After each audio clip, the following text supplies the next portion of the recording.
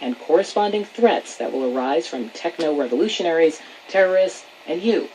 We began with an issue that Google has been repeatedly sued over, privacy, and how companies, governments, and private citizens navigate that dangerous road. Eric Schmidt explains their approach.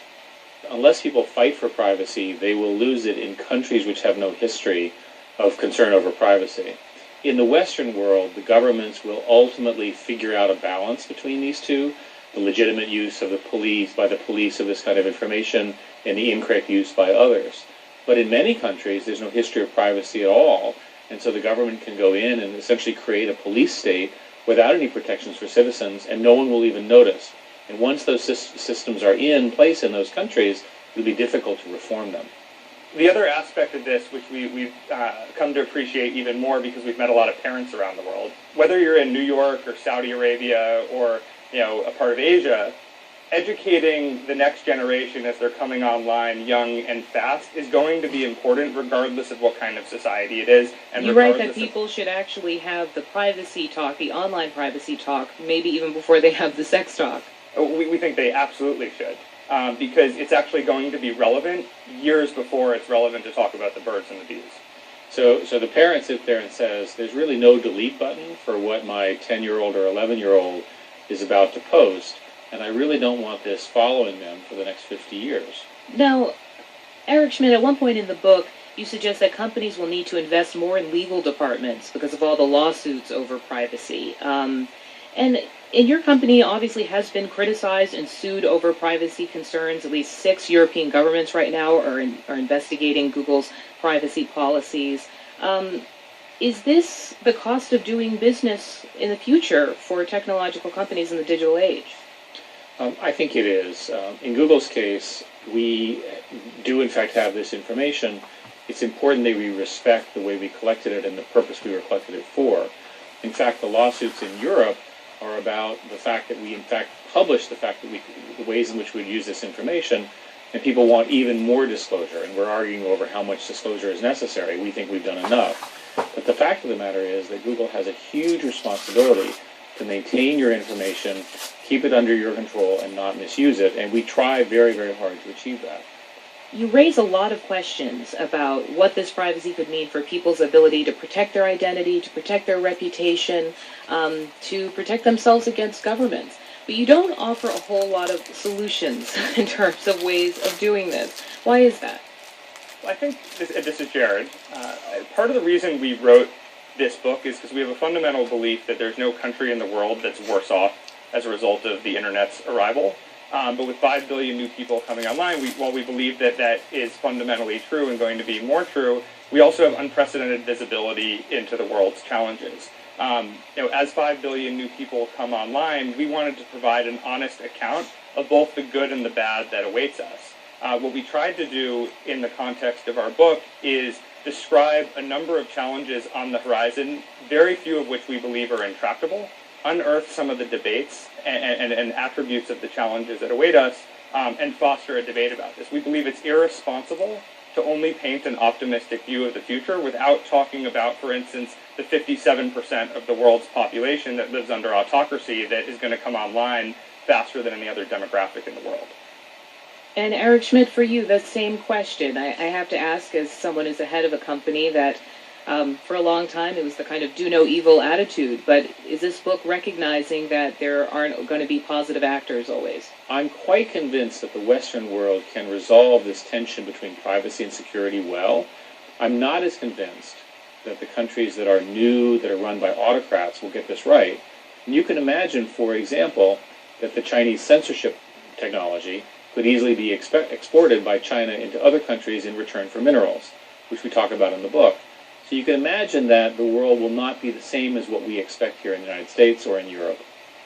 Now, you talked about this no delete button, and in the book you write about this idea of data permanence, that everything we do online will it never really gets deleted, and after a while you have this enormous online kind of dossier that's sitting there and is potentially vulnerable.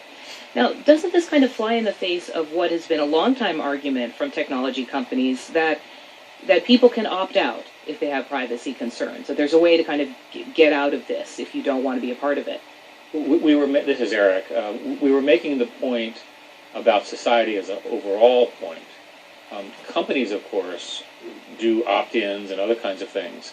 But from birth till your death now going forward, your online profile will be shaped more and more by online events, what people say about you, and it will be very difficult for you to completely control that. And so the reality is that a child growing up today will find more and more of the things said about them and the things they do accumulate over time. We'll all, of course, deal with that as a society, and there will be a change in social mores. But the fact of the matter is that our generation never had this problem. What we're seeing is in one generation, we're going from a very small number of people having access to information to almost everyone having access to the entire world's information. That will change almost everything. You know, I think with all of these ideas, they sound very exciting, but the rest of the chapter will then paint such a bleak picture for how it could all go wrong, you know, that I'm not left feeling totally optimistic about what you're saying. But by the way, that was we were not trying to leave you optimistic. We were trying to be honest with the opportunity and the challenges that we have ahead of us. Think of it as a roadmap. But it's leading into a very dark wood there, Eric Schmidt. If a titan of tech industry is saying, there be wolves, you know, it's not very, you know, empowering for the average citizen who just wants to, like, you know, upload a couple of photos of their family picnic. Well, we believe that these problems can be solved. And one of the great things about our society is that you can write these predictions out and people will attack them and they will solve them. Jared? Because of our increased visibility into the world's problems, and because the places where these problems are most serious are coming online, we wanted to talk about both the good and the ill that awaits us, because we can't sit back and pretend that only the optimistic things are relevant to us. That's Jared Cohen, writer of The New Digital Age. We'll continue our conversation tomorrow when his co-author, Google Chairman Eric Schmidt, tells us exactly what they were doing in North Korea. The North Koreans, when you meet with them, are very opaque. They spend 5 to 10 minutes giving a speech which references the respected leader many, many times. We would then give our report, and they would write it all down, and then they would not comment on it. It was impossible for us to determine whether they're really going to act on our input or not, but we tried. That's tomorrow on All Things Considered.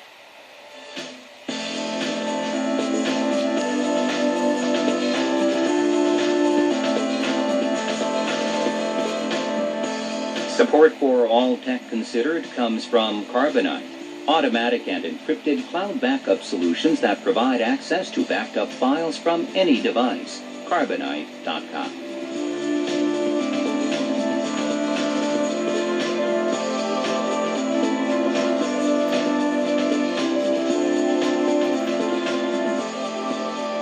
You're listening to All Things Considered from NPR News. Ever since they arrived with this song back in 2009, Dawes has been described as a band on the verge of greatness. Well,